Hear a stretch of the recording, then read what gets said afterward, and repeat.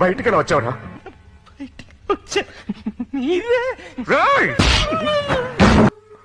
నీ తల్లి రేయ్ నేను చేసిన హత్యలకి రామానెందుకు చిత్రవధ చేస్తావు?